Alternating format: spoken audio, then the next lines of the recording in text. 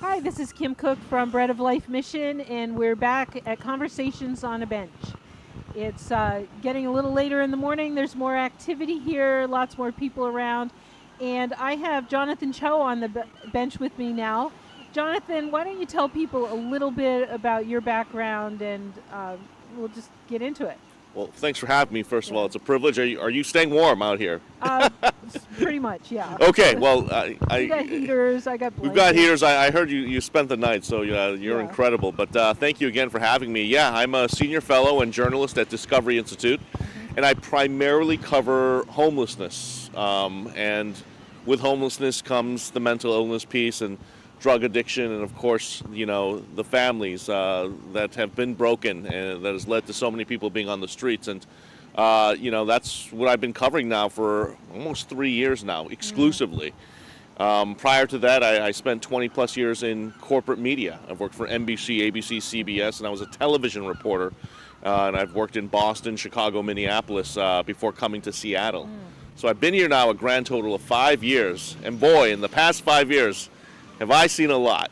Yeah. So here we are today. Yeah, I've heard sometimes you take people out into the encampments and show them around, and maybe it was Steve Buray that said that. Yeah, he's my president. He's quite a character. Right? Yeah, hey, if you're the top dog of this organization that covers homelessness, you got to be on the front lines. You got to be boots on the ground, so to speak. Yeah. I read your recent article in the Seattle Times, and it's totally blanking on me what it was. It was just last week before? Seattle Times. I think that's am I getting that wrong? It might be a different outlet. Yeah. Oh, I'm sorry. No, it's okay. I usually criticize the Seattle Times, but hey, they've been coming around. They've been coming around. I was surprised that it was your byline, but I'm getting tired. No, it's okay.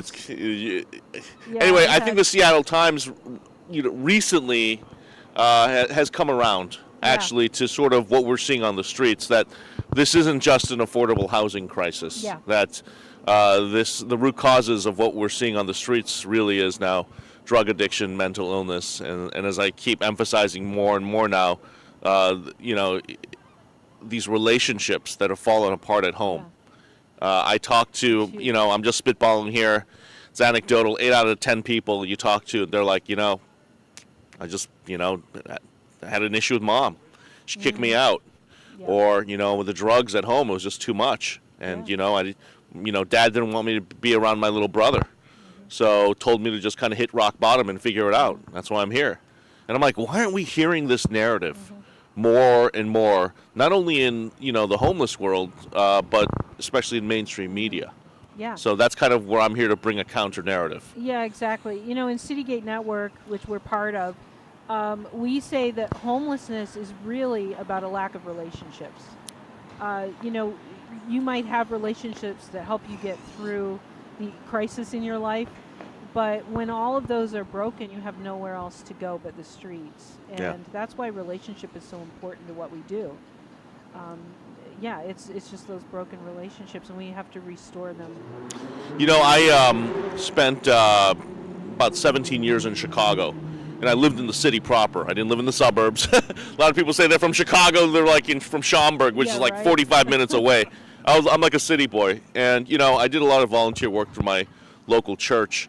And one ministry out there, it's called Breakthrough Urban Ministries. They had this novel approach, at least at the time for me. And I still feel like it's novel because so few people are doing this. But for every one homeless person, they created a web, a network of 8 to 10 professionals from different disciplines, a lawyer, a doctor, a pastor, some guy working at the grocery store, that each one of these touch points, these people would be there for Bob or Jane if they fell, or they needed help, or they needed a referral, or they needed some expertise. They just needed a meal to hang out with.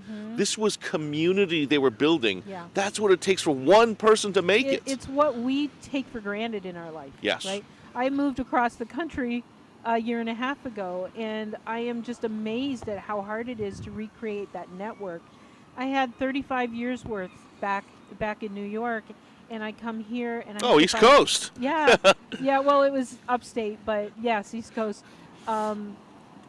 I had to find every provider, every doctor, a new hairdresser, but a new church, new friends. Hair's working out for you. Yeah, well, thanks. Appreciate it. Yeah, I found a good one. But, it's hard to reestablish that. And when you're starting with nothing, it's so important to get those connections. That's why at the mission, we try to get people into a church community, because those are the people that they kind of live that, and they come around people. I'll just do some name dropping. We all know Paul Tomlinson. Yeah, I know Paul Tomlinson. Amazing guy. He's just kind of come into my life. For your audience who may not know, he was just on the bench with me. Oh, he was an hour ago. Yeah, he's an amazing guy. Just re-rack that tape. He just but left. He's one of the guys who's been challenging me too. And this is a story for another day when we have more time. But I mean, he's kind of prophetic in many ways, right? He'll just call it the way he sees it. And he's really been challenging, I think, the American church at large, especially on this issue, right? It's usually, again, maybe just during the holidays, or they'll say, hey, I want to go out and volunteer, and that's great and all that. But Paul will say, well, we got to go beyond that. This is a daily thing. This is a life thing. This is a calling thing. Yeah. And I think what he's trying to do in the next year, what he's told me, I'm just kind of sharing this now since we're all here with family, that he really wants to challenge the church and again, teach the church how to kind of understand the space, serve in this space, but more importantly, care about this. Because I think so many people, again, busy lives, different problems, just trying to raise your kids, this is the last thing on people's minds. Yeah. There's so much I could say there. Yeah. But, yeah, for me, I mean, I, for years, just was trying to, live the American dream. And I was going to church, but I couldn't care less about the homeless. I didn't know anything about the issues until I had somebody put right in front of me. And then I had to come to terms with the fact that if nobody else was doing it, maybe that meant I was supposed to. And I had to grapple with what to do. And somehow I landed in this kind of a job. Wow. And we figured it out. There was no homeless shelter, nothing in our county or the county next to us. So our little soup kitchen grew, and we had a shelter and put those programs together. But it was really me seeing somebody and going, my faith calls me to do something about this. And it changed my life. Yeah, so be careful what Paul's telling you. It could, you really never know where God's going to take you when you get into that. Yeah, it's really challenged me as well, even my own personal convictions and kind of my motives too in everything that I do. And just, there's another outreach worker, you may have interviewed her already or will one day, Andrea Suarez She was here last night. See, look at this. An incredible lineup, by the way. You're like bringing in the all-stars of all-stars, like all NBA team here. Yeah, we had a great lineup. I think what Andrea's done for me, not only have I collaborated with her, I consider her a friend, but she's challenged me, and that's what I love. I've been able to, just find people who've just, I feel like have just made me, up my game, right? Just being around them, that she just rubs off on me. And she said, Jonathan, you're a journalist. You've been doing this for 20 plus years, but you got to know you're also an outreach worker. And what that means is, when I'm out there covering, a story about a homeless encampment that's, riddled with crime and drugs and all kinds of issues and problems, when I put down the camera, I can also go up to a young man staying there and say, hey, let me hear your story. Yeah. What can I do for you? How did we get to this point? Yeah. Are you willing to take these steps? Can I connect you with X, Y, and Z resources? And I'm not talking about giving just a free meal. I'm talking about literally driving people to a shelter or a network of people who can help. And, I think that's where I've been really challenged. I think that's what you don't see when you see my forward-facing work, but I think behind the scenes, that's where Andrea's really challenged me. Oh, that's really good. That's really good. Okay, and I just blanked again. It's going to be a long morning. We're moving along. I was great last night, and then it's just hit me in the last hour. I'm in meetings often with public groups. Right? Yeah. And Christians, people in the church will say, they don't want us, they push us out. But really? When I'm in those meetings, they're saying, where is the church? We need their help. And then the church needs to hear that. Yes. the city and the public-facing organizations that are in this kind of work want the help of the church. You know, we have to come alongside. We have to be respectful of each other and get the work done. And I really think people care, but they need to put feet to their caring, right? They actually need to do, and that's where we get stuck sometimes. You know, I don't disagree with anything you just said right now. With that said, you know, aside from just indifference and just, you know, human nature, you know, being so self-centered and focused on oneself over others at times, I think a big challenge too that I've seen here now in Seattle, covering government, covering politics, just covering everything that's, you know, happening in the city as a journalist, is that when it comes to the government space and the nonprofit space, there really is this, you know, I guess, reaction at times. I guess, what's the best way to say this? I'm not going to sound politically correct. Okay, bottom line, I didn't expect you would. Okay, so we've been going so well this morning that I didn't want to stir the pot too much. But basically, there is, while we want to mobilize the church and let the church know that they're needed in this space, there are a lot of headwinds. Yep. And in the city, especially in a place like Seattle and King County, unfortunately, I've met many activists in the homeless space who claim to care about the homeless, and I believe that to a certain extent they do. I'm seeing a difference in ideology. Sure.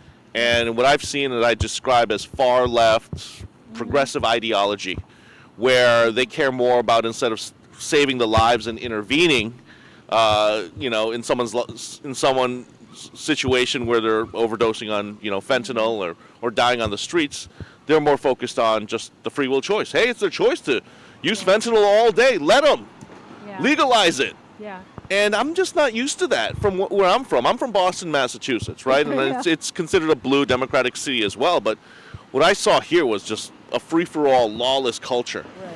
And it has to do, again, with this, again, far-left ideology that I feel like has infected and infiltrated government and some of these nonprofits. And I hate to say this, but but I'm working on a story right now. I'm giving a preview into what I'm investigating. I'm also seeing that diversity, equity, inclusion, DEI initiatives are all over, the homeless space right now. Again, maybe not the church, but in other words, instead of hiring the best people to do the job to save someone's life, they're focused on hiring because of your skin color or gender. I think that, and I don't ever want to get a job because I'm a woman. I want to get a job because I'm the best person for Exactly. But I don't want to go off on that tangent. The thing is, I think the church has backed out of this space, and they need to be in it, and we need to find balance. I had a young man on he wasn't a young man. He's almost as old as I am, and I'm not. But he was on the bench last night, and he said he's liberal, and he's very much for harm reduction and so on. But we had a great conversation, and he was willing to say that it wasn't for everybody, and that maybe it hasn't been working for them, and we were able to find where we agreed and be okay with disagreeing in some of that. And I think that's what's been missing for a long time. It's gone so far one way, and some people have just really backed out, and we need to all come to the table and say, this is what I can bring, and we all need to do what we do best instead of all or nothing. Right? And something that I experienced for the first time in my life coming here several years ago was what you're describing, which is cancel culture. Mm-hmm. You're either with us or you're against us. There was no effort to collaborate. There was no effort to find common ground. Mm-hmm. Like you said, agree to disagree, and find a solution for the greater good. It was either we're going to do total abstinence, or we're going to do this crazy harm reduction stuff where we just give away drug supplies for free. I think as a journalist, though, I'm starting to realize this conversation, even what you're having, it's so valuable right now, because it's not being had when it comes to mainstream Right. media. Even right now, one aspect that was disappointing, I went and covered the RNC, I covered the DNC Okay. this past year, and neither party talked about homelessness as a top issue. It drove me crazy. Yeah. And I just could not believe it. And as we just saw the recent HUD numbers come out saying that homelessness is up, all-time high Right. in America, I'm like, how is this not a top 3 issue that should be tackled Right. by both parties? And it's not. And I think a big reason why, one of the main reasons, is that we are in an information war. Mainstream media is not covering this topic. As I told you earlier off camera, when I was, a reporter working for the local TV station, the only time we'd be covering the homeless issue is if it got cold like this and, hey, we wanted to find out how the warming shelters are doing. Are they packed or not? Or on Thanksgiving where they send the reporter to say, hey, all the volunteers are doing a great job feeding the Well, homeless. and that's when we get the volunteers too. Yeah. Thanksgiving. I mean, great. We need volunteers, but we're not Oh, going after dear. we're not talking about the actual narratives. What are the Right. root causes? What is causing this? And usually when we do actually get an in-depth story, it leans one direction. Right. And the root causes, according to the activists that get platformed and featured by, a liberal media station, is, the answer to homelessness is just build more affordable housing. Instead of talking about the counter narrative out there that's, Right. the root causes is we got to deal with mental illness, drug addiction, and these broken relationships. And Yeah. being at Discovery Institute, that's when it kind of just like a light bulb went off. I'm like, how is it for so long I didn't even care Yeah. about learning about this counter narrative, and I just kind of like hook, line, and sinker believed, oh yeah, you just got to build more housing. Well, if it's all you hear, it's all you know. Yeah. And everybody that has been on this bench has said relationship. That has been the thread that's woven through all of it. And yes, the addiction is driving this. Mental illness is driving it, and we need to do better. Our systems are all broken. Yeah, and it doesn't help, but I'm not going to name names here. You can go back and re-rack the tape and, we'll Google it and see who said this. But, a local politician here in King County said that, what you're basically, I'm paraphrasing, he said what you're seeing on the streets right now is not a substance abuse problem, is not mental illness. I mean, he literally said those words, and he kept saying it is a housing issue. Yeah. What I've seen in many cases, and again, it's not a one-size-fits-all, and, we should, take each situation It's a piece. on a case-by-case basis. But what I've seen in my work is that you have these situations right now, what these housing situations are called permanent supportive housing. I've done investigations into these places. This is what you consider low barrier. That means drug use is allowed. They give away supplies in many of these cases.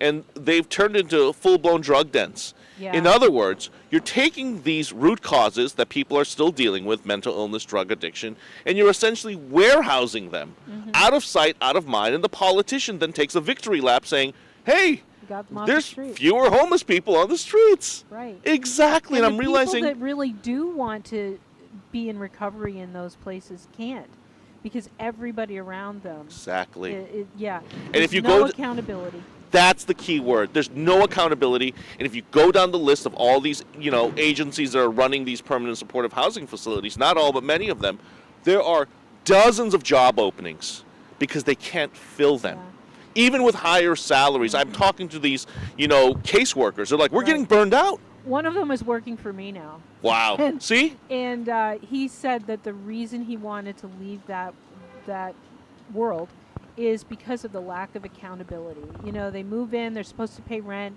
but if they don't, nothing happens, so they're all losing money, and this is what I'm hearing. And that, people can pretty much do whatever they want, and it's just not a safe environment.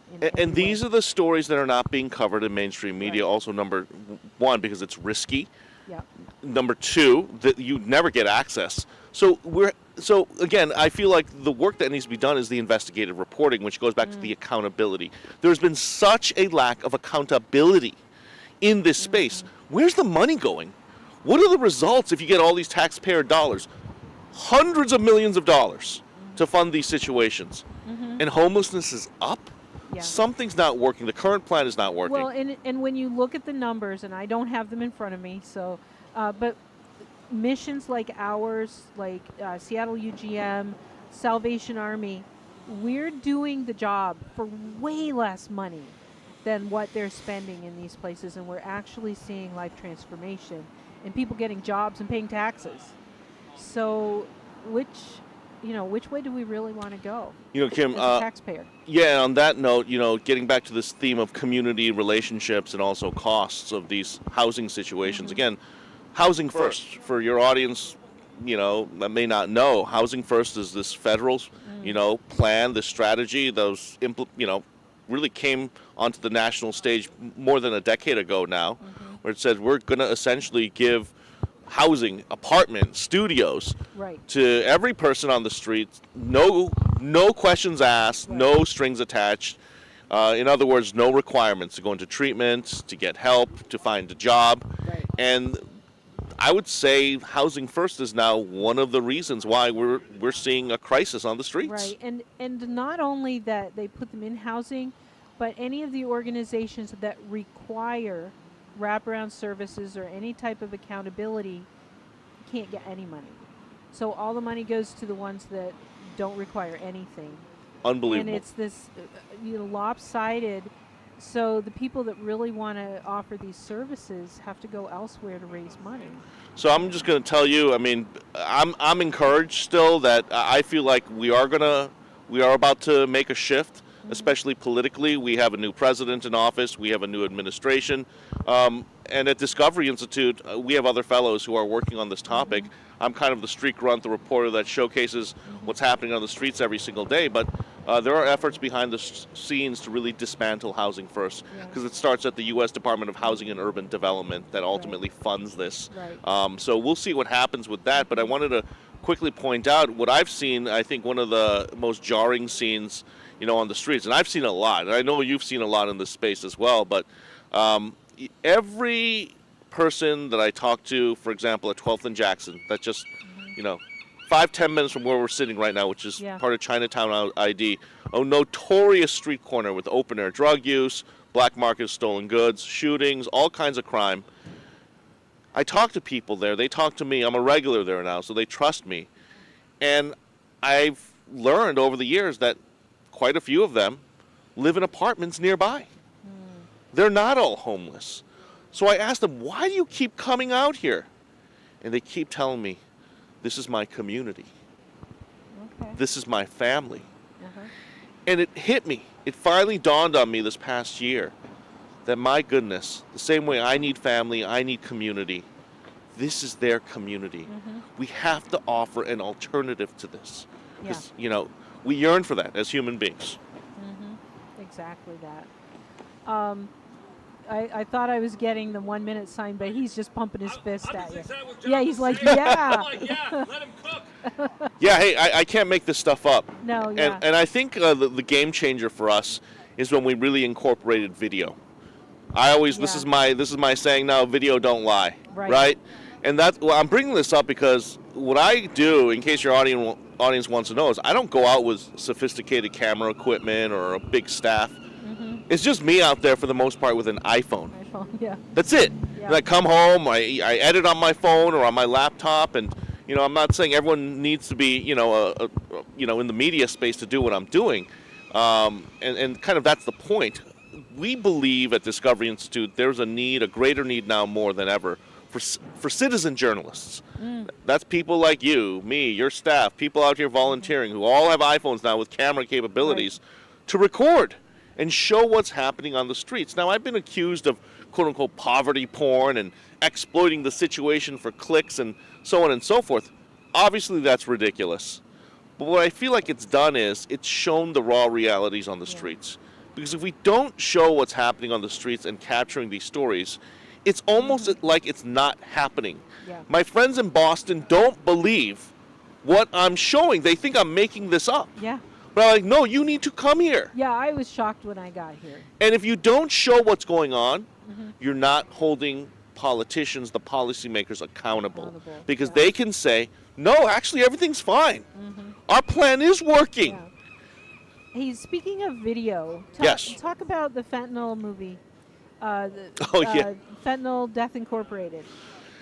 Yeah, that was quite an experience. My first being a part of a documentary feature-length film. My colleague, Robert Marbut Jr., one of the executive producers, brilliant guy who's been in the Trump White House as the former homelessness czar. He's on our team at Discovery now, and he kind of spearheaded this. But yeah, it was an eye-opening experience, and it kind of goes.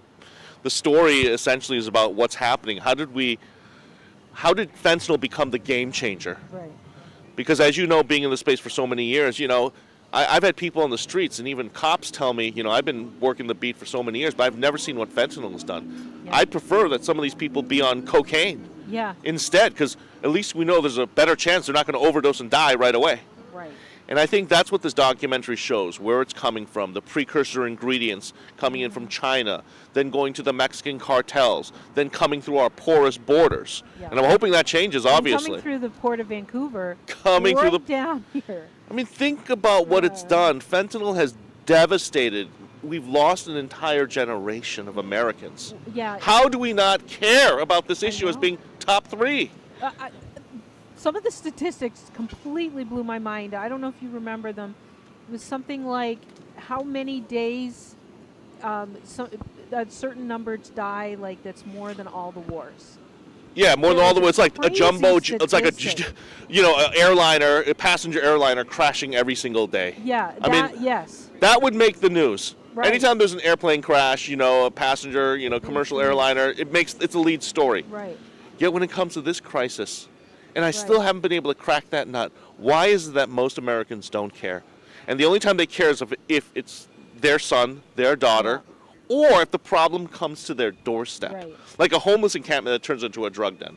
I was talking to somebody else last night, and it's merged who it was, but that we like to take problems and not make it personal. We want to systematize the answer, and the only way we can do that is take the person out.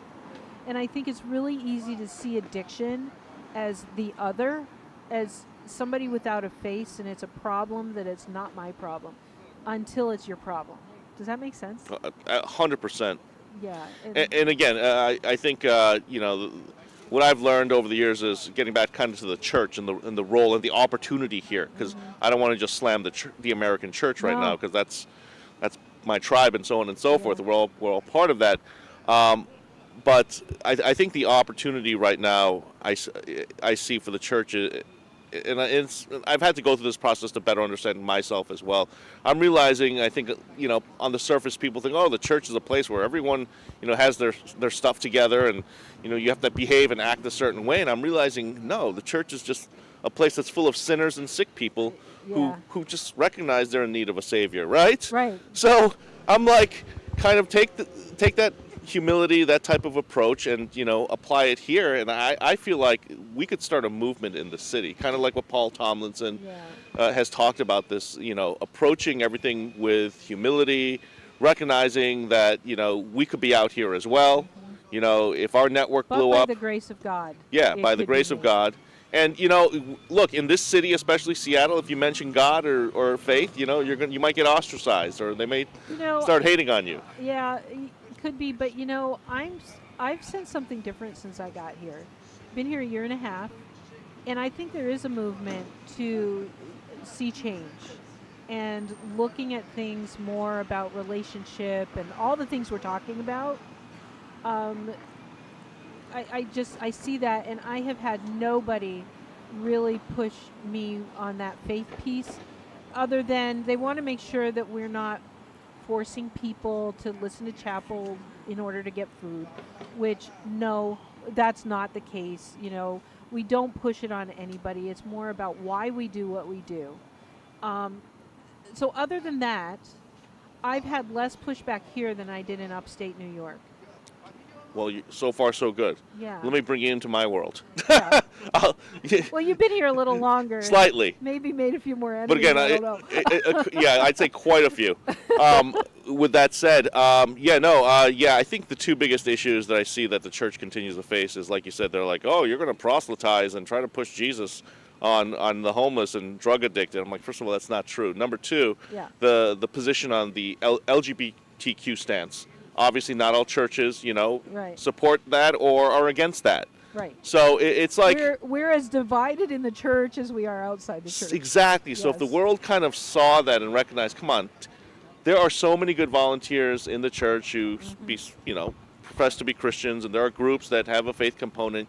You got to work with those too. And I want to see that change here, because what I'm seeing is, you're right. I am seeing, I think, nonprofits and the government be more open to churches in general, because at this point they just need bodies. Right. They need volunteers. They need people to help. So again, the few far left activist voices that tend to always be the loudest in the room, make the most noise, they're still there, but they're starting to kind of go away in this city now, because the current plan's not working. Everything Right. they've been pushing, just leave the encampments there. Let them use the drugs without intervention. That's not working. It's leading to record overdose deaths. It's leading to record homelessness. We want to let people have freedom. The problem is they're enslaved. They're not free. They're enslaved to something else. And we need to help them to get free of that so that they can have real freedom. I agree 100%. Yeah. Well, Jonathan, anything else you want to share? How do people see the fentanyl movie?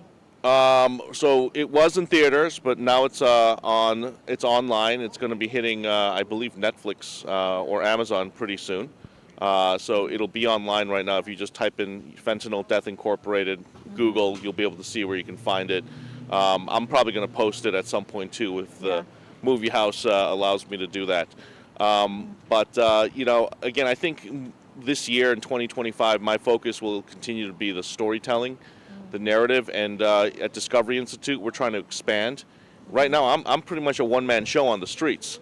So we're trying to add more journalists to this space. And the media landscape is changing in America, right? Back in the day, it used to be just the newspapers, the radio station, and the TV stations. Now it's social media. So again, I want to encourage your audience and emphasize once again, we can all be citizen journalists. We need your, boots on the ground. We need you to capture what you're seeing, and let's get that story out. Yeah. Jonathan, thank you so much for being here today. We hadn't really met.